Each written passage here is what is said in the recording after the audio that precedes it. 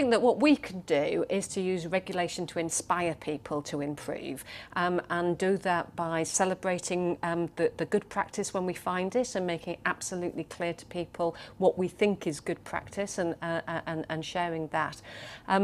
The second thing I think that we can do is also to, in setting the standards and in building those into how we make the ratings, we need to be actually signalling to the sector what it is that we're expecting them to do so that they can move up from good to outstanding and actually see how they can make that journey.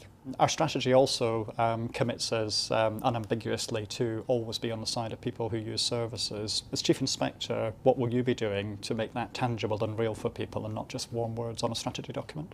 Definitely doesn't need to be warm words on the strategy document, and that's what we've got to make sure that we do, and that's absolutely one of my key priorities. And I think I'd try and do that in three particular ways.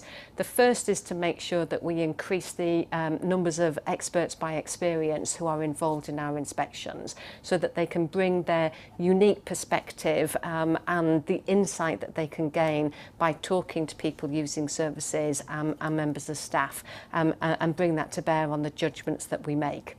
The second thing is to actually think about how we co-produce, co-design the system that we're developing and putting into place with people who are using services, but also with the organisations that represent and speak on their behalf, so that actually they feel ownership of the work that we do.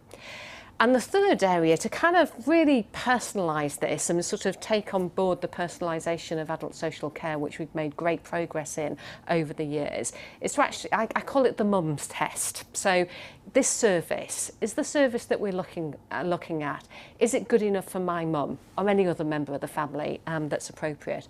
And if it's good enough for my mum, that's fantastic.